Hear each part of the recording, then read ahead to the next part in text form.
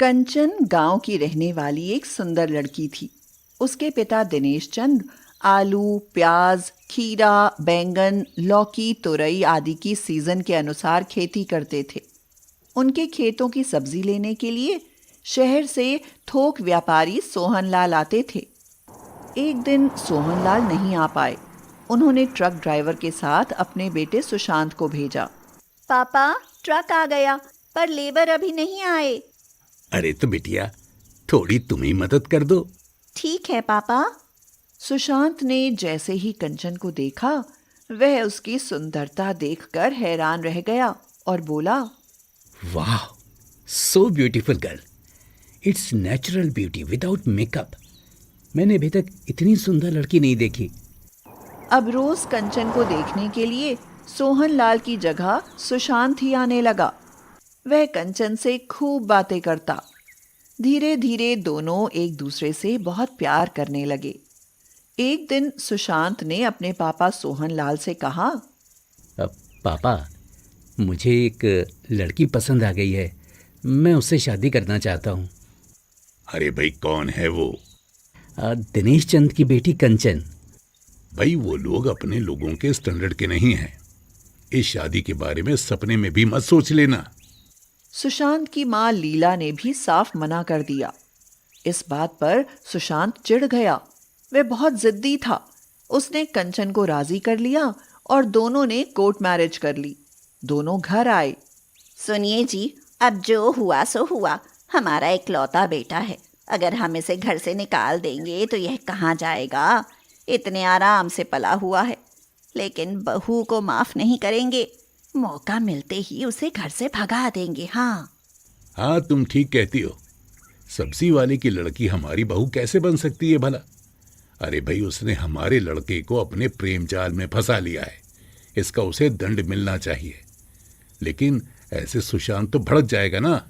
हमें बड़ी सावधानी से काम करना होगा।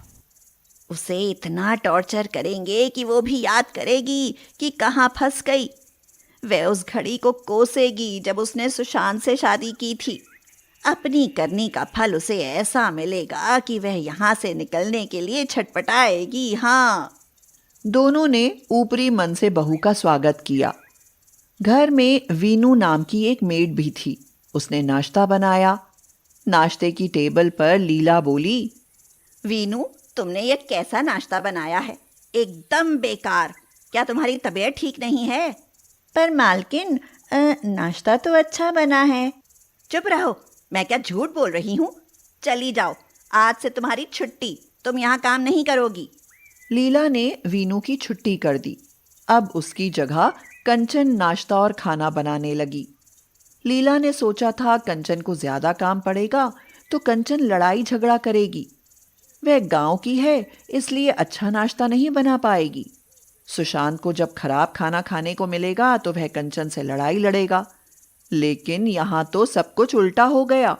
कंचन ने बैंगन के पकौड़े बनाए। सुशांत बोला, वाह, इतने टेस्टी पकोड़े तो मैंने कभी नहीं खाए। कंचन, तुम कितनी अच्छी कुक हो। मैं सब सब्जियों से अलग अलग कई तरह के नाश्ते और खाने बना लेती हूँ। हमारे यहाँ खेतों की सब्जियाँ बच जाती हैं ना, तो उनका हम कई तरीके से इस्तेमाल करते हैं। बस चुप करो। यह तुम जैसे गरीब लोग बचा खुचा और सड़ी गली चीज़ों को बनाकर खाते होंगे। हमारे यहाँ कोई कमी नहीं है, समझी? इसलिए अपने यहाँ की बातें अपने तक ही रखो। यहाँ ये सब मत बनाना। कंचन लीला की फटकार सुनकर चुप हो गई। अचानक ही लीला के घर पर दुर्भाग्य के बादल छा गए। सोहनलाल और सुशांत की कार का एक्सीडेंट हो गया। सोहनलाल की मौत हो गई और सुशांत हॉस्पिटल पहुंच गया। उसके सिर में गंभीर चोटें आई थीं। उसके इलाज में सारा रुपया, पैसा, जेवर और घर का सामान बिक गया। उनके घर में कुछ नहीं रहा। सुशांत अब घर आ गया था, लेकिन अभी वह कुछ काम नहीं कर पाता था। हाय भगवान, अब क्या होगा? घर के खर्च के लिए पैसे कहाँ से लाऊं? अब मैं क्या करूं? कहाँ जाऊं? इतने दिनों में सारे रिश्तेदार भी छोड़कर भाग गए। मम्मी, नीचे वाले कमरे और स्टोर रूम खाली पड़े हैं। साफ करने पर बहुत सारा आलू और प्याज निकला है जो खराब होने को है। फेंक दो उन्हें, क्या होगा उसका। जी मम्मी। कंचन ने स्टोर रूम की सफाई की। उसने पड़ोस में साफ प्याज में से कुछ को बेच दिया। उससे आटा और चीनी, चाय की पत्ती ले आई। फिर उसने प्याज के पराठे और चाय बनाई।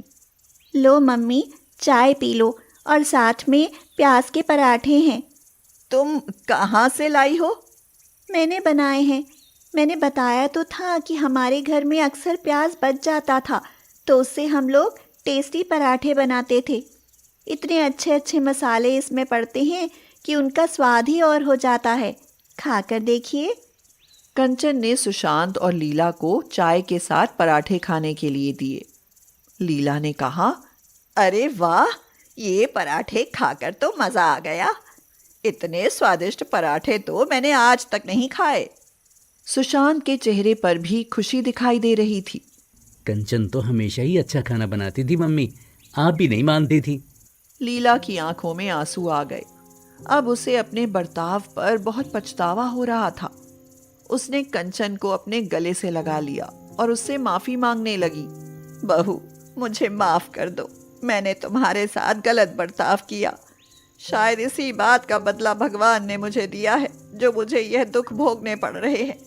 ये मेरे पापों का ही फल है। जी मम्मी, आप ऐसी बातें मत करो। हम कुछ ना कुछ उपाय निकालेंगे।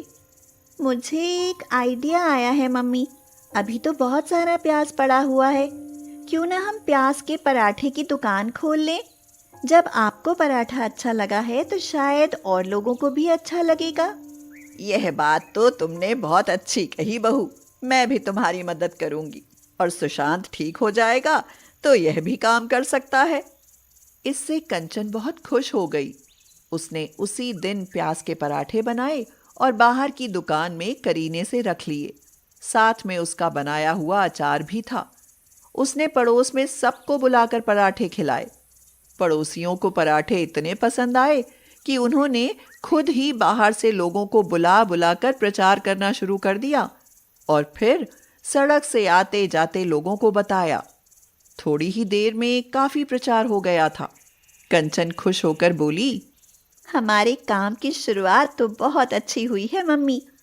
आज ही बहुत सारी इनकम हुई है। उधर फैक्ट्री से आने वाले लोग पराठे खाकर गए, उन्हें भी बहुत अच्छे लगे। हाँ, पहले दिन की शुरुआत से ही लग रहा है कि हमारा काम बहुत अच्छा चलेगा। इस इनकम से अगले दिन कंचन ने दही का रायता और सलाद का भी इंतजाम कर लिया था। शाम को कल वाले कस्टमर और नए लोगों को लाए थे। वे आपस में बातें कर रहे थे। अरे यार, यहाँ के पराठे खाकर देख, मजा आ जाएगा। मैंने तो कल ही खाए थे। सच में इतने अच्छे कोई नहीं बनाता। और इन्हें लालच भी तो नहीं है। खूब बड़े पराठे बनाती हैं। 2 पराठों में ही पेट भर जाए, और इतने कम पैसे में तो कहीं नहीं मिलता भाई। भाई वाह, आज तो रायता और सलाद भी है। इसके साथ तो पराठे और भी जायकेदार हो रहे हैं। खाकर देख। एक कस्टमर और बोला, अरे सुनो भैया, मेरे घर के लिए भी पैक कर दो। उस दिन तो बहुत ज़्यादा भीड़ थी। कुछ ही दिनों में कंचन की प्याज के पराठों की दुकान फेमस हो गई। इधर सुशांत भी तेजी से ठीक हो रहा था। अब लीला और सुशांत ने ज्यादातर काम संभाल लिया। कंचन बस देखरेख करती थी और पराठे सेकती थी। कंचन की मेहनत, लगन और ईमानदारी ने रंग दिखाया। उसकी तरह अब वहां कोई नहीं था। एक दिन सुशांत बोला, कुछ दिनों में हम यहाँ पर होटल बनाएंगे। काफी पैसे जमा हो गए हैं अब। और सचमुच वहां पर कुछ सालों में एक होटल बन गया। अब कंचन और सुशांत पहले की तरह अमीर हो गए। अब लीला कंचन को बहुत प्यार करती थी। घर का माहौल खुशनुमा बन गया था। गंगा देवी गांव की रहने वाली थी। उनके दोनों बेटे अजय और विजय शहर में रहकर नौकरी करने लगे, तो गंगा देवी भी उनके साथ शहर में चली आईं। लेकिन उनका मन हमेशा अपने गांव में ही अटका रहता था। उनकी 2 बहुएं रीमा और किरण थीं। बड़ी बहू रीमा एक बहुत ही झगड़ालू, चालाक, आलसी और मक्कार औरत थी। उसकी देवरानी किरण बहुत ही भोली भाली, दयालु और मेहनती थी। सेवा का बहाना कर करके और मीठी मीठी बातें करके रीमा ने गंगा देवी की सारी जमा पूंजी और जेवर मांग लिए। फिर उसने गंगा देवी की बात भी सुनना बंद कर दिया। बहू रीमा, जरा चाय बना लो, बहुत जोर की खांसी आ रही है। मैं जरा काम में फंसी हुई हूँ, किरण से बनवा लो। फिर मन में बड़बड़ाती हुई बोली, इस बुढ़िया ने तो जीना हराम कर दिया है।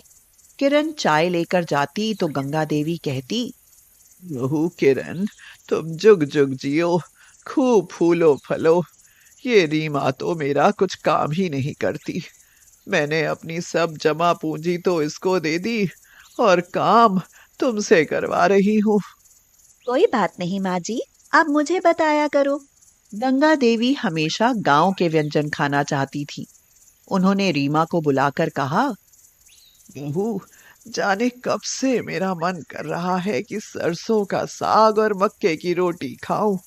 चूल्हे में भुने हुए आलू, शकरकंद भी खाने को बहुत मन कर रहा है। माँ जी, आपको पता है कि हमारे पूरे घर में मार्बल का फर्श और टाइल्स है। ऐसे में भला चूल्हा कहाँ जल सकता है? गंगा देवी बहुत उदास होकर बोली, तुम्हारी बात सही है। ये चीजें गैस चूल्हे पर कहाँ बन पाती हैं? फिर 1200 रुपए का सिलेंडर भरता है। ये सब चीजें बनाने में सिलेंडर एक ही दिन में खत्म हो जाएगा। किरण से क्यों नहीं कहती, वह बना देगी। मैं ही जाकर कह देती हूँ। रीमा ने जाकर किरण से कहा, पर दीदी, हमारे घर में चूल्हा कहाँ है? चलो मेरे साथ मार्केट में, मैं लोहे का चूल्हा खरीदवा देती हूँ। और साग, आलू, शकरकंद भी ले आना। बुढ़िया हर समय आफत किए रहती है, मरती भी नहीं। हाँ। दीदी, माँ जी के लिए ऐसा मत कहो। चलो हम मार्केट से सारा सामान ले आते हैं। रीमा और किरण मार्केट में गईं और चूल्हे की तलाश में इधर उधर दुकानें देखने लगी। तभी उनकी नजर फुटपाथ पर पड़ी। एक बहुत ही कमजोर और बूढ़ी औरत सरसों का साग बेच रही थी। किरण उसकी तरफ गई। कहाँ जा रही हो? अच्छी सी दुकान से सब्जी लेके। नहीं, हम इनसे ही लेंगे, इनको पैसों की बहुत जरूरत है। उसने जाकर उस बूढ़ी महिला से साग खरीदा, लेकिन किरण से उसकी हालत देखी नहीं जा रही थी। उसने अपनी पर्स से सारे रुपए उसको दे दिए। वह महिला बहुत खुश हो गई। रीमा यह देखकर दंग रह गई। वह नाराज होकर बोली, ये क्या कर रही हो? अभी चूल्हा भी खरीदना है। क्या चूल्हा खरीदना है? चूल्हा क्यों खरीदोगी? चलो मेरे साथ, मैं दे देती हूँ चूल्हा। थोड़ी ही दूर पर सड़क के किनारे एक पन्नी की झुग्गी में वह घुस गई और एक तसले में बना हुआ सुंदर सा मिट्टी का चूल्हा ले आई और बोली, लो, यह चूल्हा फर्श को भी खराब नहीं करेगा। घर वापस आकर किरण ने सरसों का साग काटा। फिर चूल्हे पर साग और मक्के की रोटी बनाई। आलू और शकरकंद भी भूने। बैंगन का भरता बनाया। यह सब कुछ बनाकर वह गंगा देवी को खाने के लिए बुलाने गई तो देखा कि वह सो रही थी। माँ जी, चलो खाना तैयार है। पर गंगा बोली ही नहीं। किरण ने फिर बुलाया, उठो ना माँ जी, चलो खाना खा लो। देखो, मैंने सब आपके मन का बनाया है। लेकिन गंगा फिर भी नहीं उठी तो किरण को शंका हुई। उसने ध्यान से देखा तो वह चौंक पड़ी। गंगा अब नहीं रही थी। जब वे दोनों बाजार गई थी तो उसी समय गंगा देवी को अटैक पड़ा था। अब तो रोना धोना मच गया। गंगा का दाह संस्कार किया गया। बहुत दुखी होकर किरण फुर्सत पाकर किचन में गई और सोचा, चूल्हे पर बनाया हुआ खाना अब फेंक कर बर्तन खाली कर लूं। लेकिन वह चौंक गई। सारे बर्तन खाली थे। अरे, यहाँ तो कोई आया भी नहीं। खाना कौन खा गया? ये चूल्हा क्या भूतिया है? मैं अभी इसको वापस करके आती हूँ। किरण बहुत डर गई थी। उसने वह चूल्हा उठाया और उसको स्टोर रूम में रख दिया। उसी रात में उसने गंगा देवी को सपने में देखा। वह कह रही थी, मेरी अचानक मौत हो गई, पर मेरी आत्मा तो खाने में रखी थी, इसलिए मैंने अपना शरीर छोड़ने के बाद भी सारा खाना खा लिया। उसके बाद ही परलोक जा सकी। मेरा मन तृप्त हो गया। अब तुम डरो मत। तुम उस चूल्हे का उपयोग करो, वह भूतिया नहीं है। पर किरण को चूल्हे की जरूरत ही नहीं पड़ी। धीरे धीरे 1 साल बीत गया।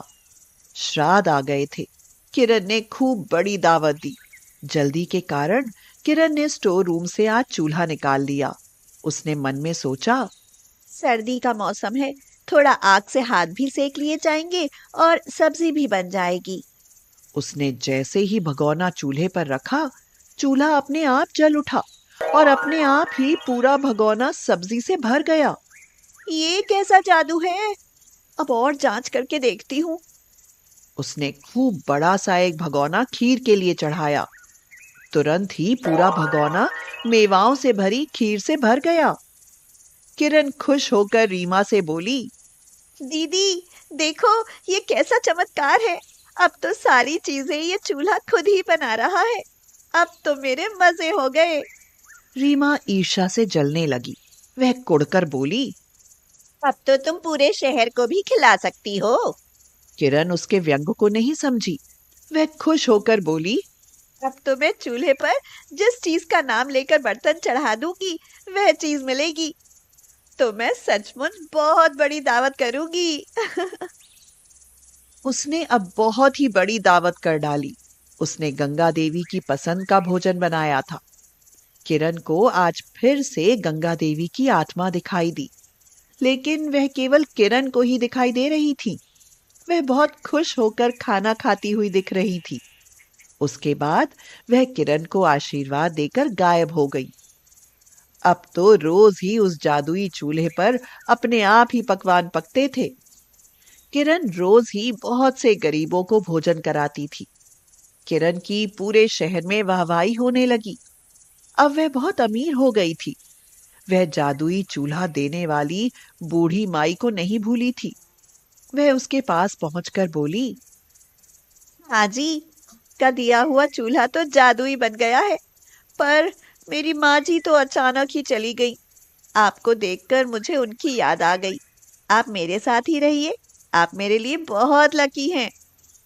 बूढ़ी महिला बोली, ठीक है बेटी, मेरा भी कौन सा ठिकाना है। अब वह किरण के साथ रहने लगी। एक दिन रीमा बोली, किरण बहन, आज मैं भी दावत करना चाहती हूँ। मुझे भी ये चूल्हा दे दो। ले जाओ बहन। रीमा ने अपने मन में सोचा, अब मेरी भी खूब तारीफ होगी। मुझे करना भी क्या है, बस जादुई चूल्हे पर बर्तन चढ़ा दो और आराम से बैठो। उसने खूब ढेर सारे लोगों की दावत कर डाली। उसने चूल्हे पर बर्तन चढ़ाया और बोली, खीर बनानी है। लेकिन कुछ भी नहीं हुआ। रीमा बोली, अरे, ये भगोना तो ज्यों का त्यों रखा है, ना तो आग जली ना ही कुछ बना है। वह घबरा गई। वह उस बूढ़ी औरत के पास जाकर बोली, ए बुढ़िया, तूने क्या जादू कर दिया है उस चूल्हे में, जो किरण के यह मिनटों में भोजन का भंडार जमा कर देता है और मेरे यहाँ ठप पड़ा है। आज मेरी बहुत बड़ी बेइज्जती होने जा रही है। अब मैं लोगों को क्या खिलाऊंगी? इसमें मेरा कोई कसूर नहीं है। ये सब तुम्हारे कर्मों का कसूर है। जो जैसा करता है उसका वैसा ही फल मिलता है। किरण के मन में दया है, तुम्हारे मन में नहीं। अब दावत खाने बहुत सारे लोग आ गए। वहां खाने के लिए कुछ भी नहीं था। सभी लोग रीमा को बुरा भला कहते हुए वापस लौट गए। रीमा को अपनी भूल पता चल गई। उसने किरण को चूल्हा लौटा दिया और बोली, मुझे एहसास हो गया है कि अपने किए का फल मिलता है। जो जैसा करेगा वैसा ही पाएगा। संदेश, अपने बुजुर्गों और गरीब लोगों के साथ कभी भी गलत व्यवहार ना करें।